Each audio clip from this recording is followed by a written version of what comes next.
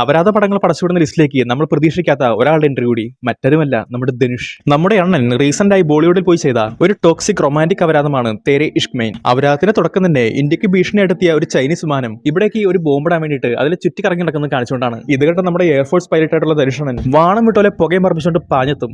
അവിടെ എത്തിയിട്ട് ചൈനക്കാരെ തെണ്ടുകളെടുത്ത് ആറഞ്ചം പുറഞ്ഞ ഡയലോഗ്.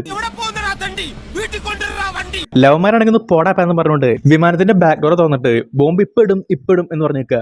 അന്തമാതിരി വേല ചെയ്യണോടാ എന്ന് ചോദിച്ചുകൊണ്ട് ധനുഷണ്ണ നേരെ വന്നിട്ട് വിമാനത്തിന്റെ പിറകിലാ നിൽക്കും. ബോംബ് നീ താഴെക്കിട്ടാ അതിരിക്കണ മിസൈൽ ഉണ്ടല്ലേ, അത് നിന്റെ നെഞ്ചത്തിരിക്കുന്ന ഡയലോഗും. ഇതങ്ങോട്ട് കേട്ടതും ചൈനക്കാർ വല്ലാണ്ട് പേടിച്ചു. അപ്പൊ തന്നെ അവന്മാരെ ഡോറെ ക്ലോസ് ചെയ്തിട്ട് ബാ പോവാന്ന് പറഞ്ഞിട്ട് അവിടെ തിരിക്കും. എന്നാൽ വേറൊരു സംഭവം ഉണ്ടായി. എയർഫോഴ്സിനെ അറിയിക്കാതെ ഈ പ്രവൃത്തി ചെയ്ത ധനുഷണ്ണനെ അവിടുത്തെ ചീഫ് ഓഫീസർ പുള്ളിയും പിടിച്ച ആട്ടും. ആരോട് വെച്ചിട്ടാ നീ മിസൈലും കൊണ്ടുപോയത്? ഇങ്ങനെയാണ് മറുപടി ആയിട്ട് ഞാനൊരു ശബ്ദം കിട്ടുന്ന പറയാ. എവിടെന്ന് ചോദിക്കുമ്പോ എന്റെ മനസ്സിൽ നിന്ന് കേട്ടെന്ന്. ഈ ഒരു മറുപടിയുടെ കേട്ട് കഴിഞ്ഞപ്പോ ചീഫിന് കാര്യം മനസ്സിലായി. ചെക്കനി ഇടയായിട്ട് മാനസികമായിട്ട് എന്തോ പറ്റിയുണ്ട്, അതിന്റെ ശിക്ഷ കൂടി കൊടുക്കും. തൽക്കാലത്തേക്ക് ഈ മുന്നിൽ വിമാനം ഓടിക്കണ്ട, നേരെ പോയിട്ട് ഒരു കൗൺസിലിംഗ് ഒക്കെ അറ്റൻഡ് ചെയ്തിട്ട് ഭ്രാന്തില്ലാന്ന് ഒപ്പിട്ട് മേടിച്ചിട്ട് ഇനി നീ വിമാനം തൊട്ടാൽ മതി. അങ്ങനെ ആകെ വിഷമിച്ച് നമ്മുടെ പയ്യൻ പുറത്തേക്ക് ഇറങ്ങും. അങ്ങനെ ഇവനെ കൗൺസിലിംഗ് ചെയ്യാൻ വരുന്ന ആളാണ് നമ്മുടെ കഥയിലെ നായിക, ദാറ്റ് ഈസ് കൃതി സെനൻ. എന്നാൽ ലവളാണെങ്കിൽ ഇപ്പൊ പ്രഗ്നന്റ് ആണ്. അത് മാത്രമല്ല ഭയങ്കരമായിട്ട് കുടിക്കും, ഭയങ്കര ആൽക്കഹോൾ അഡിക്റ്റ് പുള്ളിക്കാരുത്തി. കൂടി എന്ന് പറഞ്ഞ അമ്മാതിരി കൂടി, എന്റെ പൊന്നോ ഒരു രക്ഷയില്ലാത്ത കൂടി. ശരിക്കും ഒരു പോർഷൻ കാണുമ്പോൾ ആർക്കാണ് യഥാർത്ഥത്തിൽ കൗൺസിലിംഗ് വേണ്ടത് നമുക്ക് തോന്നിപ്പോകും. അങ്ങനെ ഗർഭിണിയായിട്ടുള്ള കൃതി ആട്ടിക്കൊണ്ട് നമ്മുടെ അണ്ണനെ കൗൺസിലിംഗ് ചെയ്യാൻ വേണ്ടിയിട്ട് ഈ എയർഫോഴ്സിന്റെ ഓഫീസിലേക്ക് നടത്തും. ഇവിടെ വെച്ചാണ് നമുക്ക് മനസ്സിലാവുന്നത്, അതായത് ഇവർക്ക് രണ്ടുപേർക്കും ഒരു പഴയ കാലമുണ്ട്, ഒരു ഫ്ലാഷ് ബാക്ക്. അതായത് ഇവർ രണ്ടുപേരും പഠിച്ചിരുന്നേ ഒരു കോളേജിലായിരുന്നു. അന്നാണെങ്കിൽ ഇപ്പോഴത്തെ ധനുഷായിരുന്നില്ല, പുള്ളി ഒന്ന് ഭയങ്കര കലിപ്പനായിരുന്നു. അതായത് തൊട്ട് മുന്നിൽ കൂടെ ആരെങ്കിലും പോയി കഴിഞ്ഞാൽ ഇങ്ങനെ നോക്കിക്കഴിഞ്ഞാൽ പുള്ളിക്ക് ഇഷ്ടാവില്ല, അപ്പ കൊടുക്കുവാനും അങ്ങനത്തെ ഒരു സാധനം. പിന്നെ ആരെങ്കിലും ഓടിക്കൊണ്ടിരിക്കുകയാണെങ്കിൽ അവനെ പോയിട്ട് ബെൽറ്റ് എടുത്തല്ല, ബസ്സൊക്കെ നിർത്തിയിട്ടാണെങ്കിൽ അവിടെ പോയിട്ട് അതിന്റെ ചില്ലൊക്കെ അടിച്ച് ചേർത്തിട്ട് ആകെ അലമ്പുണ്ടാക്കുക, അങ്ങനത്തെ കുറെ കച്ചറ സ്വഭാവങ്ങൾ. അതേ സമയത്ത് നമ്മുടെ കൃതിയാണെങ്കിൽ അവിടെ ഒരു സൈക്കോളജിക്കൽ പ്രൊജക്ട് ഒക്കെ ചെയ്തുകൊണ്ടിരിക്കുക. അതായത് ഇതിന്റെ മോട്ടീവ് എന്ന് പറഞ്ഞാൽ ഇത്രേ ഉള്ളൂ. അതായത് ഈ പ്രൊജക്ടിന്റെ മോട്ടീവ്, അതായത് ഈ കലിപ്പന്മാരായിട്ടുള്ള ആൾക്കാരൊക്കെ ഉണ്ടല്ലോ, അവർക്ക് ശരിക്കും പറഞ്ഞാൽ സ്നേഹം കിട്ടാത്തതുകൊണ്ടാ. അപ്പോൾ ഇങ്ങനെയുള്ളവരെ തേടി പിടിച്ചിട്ട് അവർക്ക് ഭയങ്കര സ്നേഹം കൊടുത്തു കഴിഞ്ഞാൽ അവരുടെ ഈ കലിപ്പൊക്കെ മാറിയിട്ട് നോർമൽ പേഴ്സൺ ആവുന്നൊക്കെയാണ് ഇവരുടെ ഈ ഒരു പ്രൊജക്ടിന്റെ ഒരു സംസാര വിഷയം അല്ലെങ്കിൽ ഒരു ടോപ്പിക്. അങ്ങനെ ഈ ഒരു പ്രൊജക്ടിനെ പറ്റിയിട്ട് പുള്ളിക്കാരത്തി അവിടെ സ്റ്റേജിൽ നിന്നിട്ട് ഗൗരവം പ്രസംഗിച്ചുകൊണ്ടിരിക്കുന്ന സമയത്തായിരിക്കും അപ്രതീക്ഷിതമായിട്ട് പുറത്ത് നമ്മുടെ ധനുഷണ്ണൻ ഒരുത്തിനെ തല്ലിക്കൊണ്ട് ഇതിനകത്തേക്ക് കയറി വരുന്നത്. തിയറിറ്റിക്കലി പുള്ളിക്കാരത്തി ഒരു നന്മപരം കൺസെപ്റ്റ് ഒക്കെ പറയുമെങ്കിലും ഈ ഒരു സംഭവം കണ്ട് ഇവ പുള്ളിക്കാരത്തിക്ക് ഇഷ്ടമായില്ല. തന്റെ പ്രസംഗത്തിനിടയിൽ അലമ്പുണ്ടാകാൻ നോക്കിയ ധനുഷുണ്ടല്ലോ, ലെവന്റെ ചെവിക്കലടിച്ച് പൊളിക്കാൻ വേണ്ടിയിട്ട് പുള്ളിക്കാരത്തി അപ്പൊ തന്നെ സ്റ്റേജിൽ ഇറങ്ങി ഓടിയെത്തും. ചെകിട്ട് നോക്കി ലെവൽ കൈ എടുത്തിട്ട് ഒറ്റ വീശ്, എന്നാൽ മിസ്സായി പോയി. അവൻ കയറി പിടിച്ചു കയ്യിൽ. അത്ര നേരം കലിപ്പായിട്ട് നമ്മുടെ ധനുഷണ്ണനെ അപ്പൊ തന്നെ ഒരു റൊമാൻറ്റിക് ഫീൽ ഒക്കെ വന്നിട്ട് പുള്ളിയൊരു ഡയലോഗ് ഉണ്ട്. അതായത് ചുരുക്കി പറഞ്ഞു കഴിഞ്ഞാൽ ധനുഷണ്ണന് ലവളോട് ലവ് അറ്റ് ഫസ്റ്റ് നൈറ്റ് എന്ന ഇതൊക്കെ കണ്ടുകൊണ്ടിരുന്ന നമ്മുടെ കൃതിക്കാണെങ്കിൽ ആ സമയത്ത് വേറൊരു ഐഡിയ തോന്നിയത്. അതായത് തന്റെ ഈ പ്രൊജക്റ്റിൽ ഒരു പ്രാക്ടിക്കൽ എക്സ്പെരിമെന്റ് വേണമല്ലോ, അതിന്റെ ഭാഗമായിട്ട് ഇവിടെ ഒരു കാര്യം ചെയ്യും. അതായത് നമ്മുടെ ധനുഷണ്ണനെ ഞങ്ങൾ പ്രണയിക്കുന്ന പോലെ അഭിനയിക്കാനാണ് തീരുമാനിക്കും. അങ്ങനെ പ്രണയിച്ചു കഴിയുമ്പോൾ സ്വാഭാവികമായിട്ടും പുള്ളിയുടെ വയലൻസ് മാറുമല്ലോ.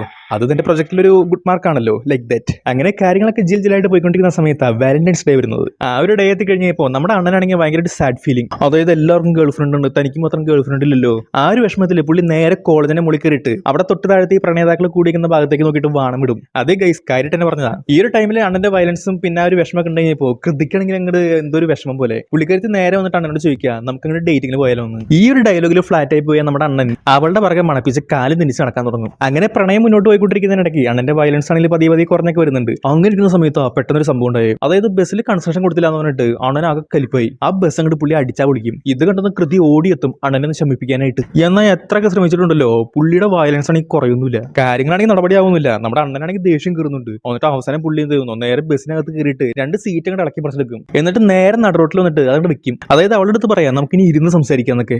എന്നാൽ ഇത് കേൾക്കുമ്പോൾ നമ്മൾ എന്ത് വിചാരിക്കും, അശ്ലീലം പറയുന്നോടാ എന്ന് ചോദിച്ചുകൊണ്ട് ലവളം അവന്റെ മോന്തകരി പൊട്ടിയിലെടുത്തിട്ട് ഒന്ന് പേടെ കൊച്ചുകൊണ്ടേ എന്ന് പറഞ്ഞുകൊണ്ട് അവിടെ നിന്ന് ഇറങ്ങിപ്പോകുന്നു.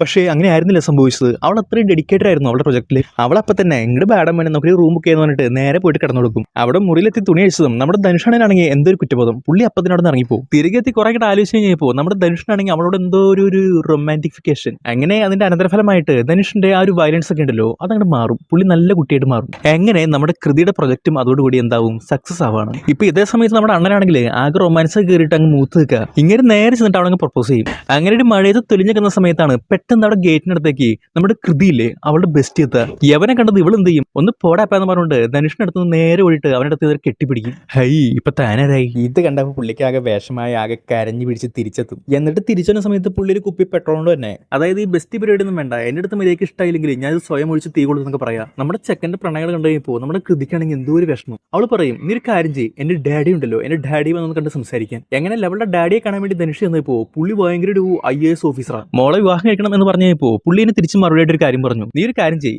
ആദ്യം പോയിട്ട് UPSC എക്സാം ക്ലിയർ ചെയ്തിട്ട് നല്ലൊരു ഹയർ പൊസിഷനിൽ ഒരു ജോബൊക്കെ മേടിക്കുക, എന്നിട്ട് നമുക്ക് എന്താണെന്ന് വെച്ചാൽ ആലോചിക്കാന്ന് പറയാണ്. ഇത് കേട്ടത് നമ്മുടെ അണ്ണനാണെങ്കിൽ ചാർജ് ആയി. പുള്ളി നേരെ പോയിട്ട് പഠിത്തം ഉള്ളി. അതായത് ഒരു 3 വർഷം പുള്ളി ചത്ത് കിടന്ന് പഠിക്കുക UPSC ക്രാക്ക് ചെയ്യാൻ വേണ്ടിയിട്ട്. എന്നിട്ട് അവസാനം പുള്ളി ഇത് ക്രാക്ക് ചെയ്യും കേട്ടോ. അങ്ങനെ അത് പാസ്സായ സന്തോഷത്തില് പുള്ളി കുണ്ടിയും കുലിക്ക് നേരെ വരും, അതായത് മോളെ കെട്ടാൻ വേണ്ടിയിട്ട് എങ്ങാരുടെ. എന്നാൽ വീട്ടിലെത്തിയപ്പോണ്ടാ ഒരു സങ്കടപ്പെടുന്ന ഒരു കാര്യം, അതായത് ഇപ്പൊ വാഗ്ദാനം കൊടുത്തല്ലോ, അത് ഇവളുടെ തന്തങ്ങ് മറന്ന്. ഇപ്പൊ ഒരു ഇന്ത്യൻ ആർമിയിൽ ഒരു ഹയർ പൊസിഷനിൽ വർക്ക് ചെയ്യുന്ന ഒരു പുള്ളിയായിട്ട് ലവളുടെ വിവാഹത്തിന്റെ നിശ്ചയം കാര്യങ്ങൾ നടന്നുകൊണ്ടിരിക്കുക. അപ്പൊ അതിന്റെ പാർട്ടി ആഘോഷമാണെന്ന് രാത്രി നടന്നുകൊണ്ടിരിക്കുന്നത്. അവിടേക്കാണ് ഇങ്ങനെ നേരെ കയറി ചെന്നത്. ഇത് കണ്ടതും തിരികെ ബാക്ക് ടു കലിപ്പായിട്ട് പുള്ളി നേരെ പോയിട്ട് ഒരു ക്യാൻ നിറച്ച് പെട്രോളൊക്കെ ആയിട്ട് തിരിച്ചെത്തിയിട്ട് ആ പന്തലിൽ മൊത്തം ഒഴിച്ചിട്ട് കത്തിക്കും. അതിൽ വലിയ രസം എന്താ വെച്ചാൽ പുള്ളി ഇത് കത്തിക്കുന്ന സമയത്ത് അടിക്കുന്ന ഡയലോഗാണ്. അതായത് UPSCക്ക് പഠിച്ച കുറെ ക്വസ്റ്റ്യൻസ് ആൻഡ് ആൻസേഴ്സ് ഉണ്ടാവുമല്ലോ, അത് പറഞ്ഞിട്ടാണ് പുള്ളി കത്തിക്കുന്നത്. അതായത് ചില്ലറ കഴപ്പൊന്നുമല്ല, മുതുകഴപ്പ്. ഈ പോക്കത്തരം ഇവിടെ കിടന്ന് കാണിച്ചുകൊണ്ട് തന്നെ പോലീസ് എത്തി പുള്ളിനെ കൊണ്ടുപോകും. എന്നിട്ട് സ്റ്റേഷനിൽ കൊണ്ടിട്ട് ആറഞ്ചാൻ മുറിഞ്ഞ പിടിച്ച് തല്ലും. മോൻ ജയിലിലായതും അപ്പനുണ്ടല്ലോ ധനുഷിന്റെ, ഇങ്ങൾക്ക് എങ്ങനെയും മോനെ പുറത്തിറക്കണം. ഇതിന്റെ പേരിൽ എല്ലാ ഹൈ പൊസിഷനിലുള്ള ഓഫീസേഴ്സിന്റെ അടുത്ത് പോയിട്ട് ഇയാൾ കാല് പിടിക്കും. കാലുപിടി എന്ന് പറഞ്ഞു കഴിഞ്ഞാൽ അമ്മാതെ കാലുപിടി. അതായത് ഇമോഷൻ ഒക്കെ പറഞ്ഞിട്ടുണ്ടല്ലോ, അത് കണ്ടു കഴിഞ്ഞാൽ എല്ലാ തോളിലും കണ്ടു വരും, അങ്ങനത്തെ ഒരു സാധനം. അങ്ങനെ കാല് പിടിച്ച ഒരു വിധത്തിൽ മോനെ പുള്ളി പുറത്തിറക്കും. അങ്ങനെ തിരിച്ചു സമയത്താണ് ഇത് സംഭവിച്ചത്. മോൻ ജയിലിൽ കയറി എന്ന വിഷമം ഉള്ളിലുള്ളതുകൊണ്ട് തന്നെ അപ്പനാണെങ്കിൽ 100 സ്കൂട്ടറിങ് പറപ്പിക്കും. നേരെ പോയിട്ട് സ്കിഡായിട്ട് അവിടെ തിന്നങ്ങോട്ട് പോകും. പോകുന്നതിനിടയ്ക്ക് ഇങ്ങനെ തലയൊന്ന് റോട്ടിടിച്ച് ഓൺ ദ സ്പോട്ടിൽ പുള്ളി ഡെഡ് ആവും. ഇതൂടെ ആയി കഴിഞ്ഞപ്പോൾ അണ്ണനൊട്ടും വയ്യാണ്ടായി, ആകെ വിഷമിച്ച് അങ്ങനെ ഇരിക്കുക. അപ്പോൾ ഇതേ സമയത്തോടെ ഓപ്പോസിറ്റ് ആണെങ്കിൽ നമ്മുടെ കൃതിയാണെങ്കിൽ അവളുടെ വിവാഹത്തിന്റെ ആഘോഷത്തിന്റെ പരിപാടിയൊക്കെ ആയിട്ട് നല്ല ഹാപ്പി മൂഡില്ല. ഇത് കണ്ടതും ആകെ കലിപ്പിന്റെ പീക്ക് ലെവലത്തെ നമ്മുടെ അണ്ണൻ നേരെ ചെല്ലും അവളുടെ കല്യാണ മണ്ഡപത്തിലേക്ക്. എന്നിട്ട് നേരെ അവളുടെ അടുത്ത് നിന്നിട്ട് അങ്ങ് ശപിക്കും. ഇനി എന്റെ ലൈഫിൽ പെണ്ണില്ല, കരിയർ മാത്രമേ ഉള്ളൂ എന്ന് പറഞ്ഞുകൊണ്ട് പുള്ളി അതിന്റെ ദേഷ്യത്തിൽ നേരെ എയർഫോഴ്സിൽ പോയിട്ട് അവിടെ ജോയിൻ ചെയ്യും. അവിടെ ഒരു എയർഫോഴ്സ് പൈലറ്റ് ആയിട്ട്. നേരത്തെ നമ്മുടെ അണ്ണൻ ഇവിടെ ശപിച്ചല്ലോ, അത് അവൾക്കാണെങ്കിൽ ഭയങ്കരമായിട്ട് ഹർട്ടായി. അന്ന് മുതൽ പുള്ളിക്കാരത്തി കുടിക്കാൻ തുടങ്ങിയതാ. പിന്നെ മറ്റേ സ്റ്റോറി ഒക്കെ ഉണ്ടല്ലോ, അണ്ണന്റെ അച്ഛൻ മരിച്ച കാര്യങ്ങളൊക്കെ, ഇതൊക്കെ കൂടി ആയി കഴിഞ്ഞപ്പോൾ പുള്ളിക്കാരത്തി ഒട്ടും പറ്റുന്നില്ല. പിന്നെ കുടി എന്ന് പറഞ്ഞാൽ ഭൂലോക കുടി. അന്ന് തുടങ്ങിയാണ് പുള്ളിക്കാരത്തി ഇത്രയും അഡിക്റ്റ് ആയി പോകുന്നത്. പുള്ളിക്കാരത്തി അന്ന് അന്വേഷിക്കാൻ തുടങ്ങിയത് നമ്മുടെ ധനുഷിനെ. അങ്ങനെ അന്വേഷിച്ച് ഏറ്റവും ഒടുവിൽ ദൈപ്പേ സംഭവമില്ലേ, അതായത് ഈ കൗൺസിലിംഗ് കൊടുക്കാൻ വേണ്ടി വരുന്ന പറഞ്ഞത് ഇവിടെ വെച്ചാണ് അവർ രണ്ടുപേരും മീറ്റ് ചെയ്യുന്നത്. എന്നാൽ ഇപ്പൊ ഇവിടെ എത്തിയതിന് വേറൊരു ഉദ്ദേശം കൂടി ഉണ്ട്. സംഭവം എന്താണെന്ന് വെച്ചാൽ ഇപ്പൊ നിലവിൽ പുള്ളിക്കാരത്തി ഗർഭിണിയാണല്ലോ. കുട്ടിയുടെ കൂടി കഴിഞ്ഞപ്പോൾ പുള്ളിക്കാരത്തി ഇന്റേണൽ ഓർഗൻസ് ആണെങ്കിൽ അത് ഭയങ്കരമായിട്ട് അഫക്ട് ചെയ്തിട്ടുണ്ട്. ലെവൽക്കാണെങ്കിൽ ഇനി അധികകാലം ജീവിച്ചിരിക്കാൻ പറ്റില്ലെന്നാണ് ഡോക്ടേഴ്സ് ഒക്കെ പറഞ്ഞത്. അപ്പൊ ഇതേ സമയത്താണെങ്കിൽ അവിടെ ഇന്ത്യ പാക് യുദ്ധം നടന്നുകൊണ്ടിരിക്കുകയാണ് കേട്ടോ.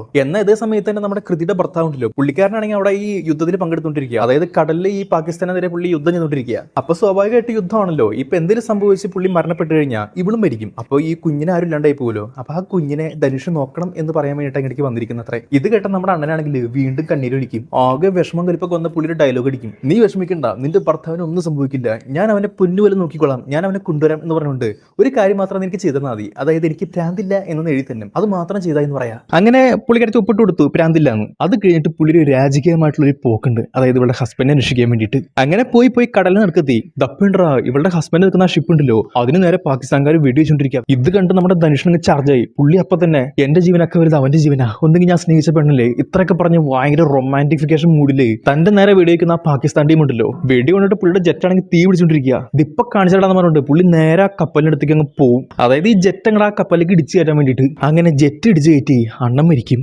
അവിടെ ഓപ്പോസിറ്റ് ആണെങ്കിലോ കൃതി ഒരു കുഞ്ഞിന് ജന്മം നൽകുന്നതോട് കൂടി തന്നെ അവളും തെക്കോട്ടെടുക്കും. അതെ, രണ്ടുപേരും ഡെഡായി. ഏറ്റവും അവസാനം അവളുടെ കൊച്ചും പിന്നെ അവളുടെ ഹസ്ബൻഡും രണ്ടുപേരും മാത്രമായി. അങ്ങനെ ഇവിടെ വെച്ച് പടം കഴിഞ്ഞ്.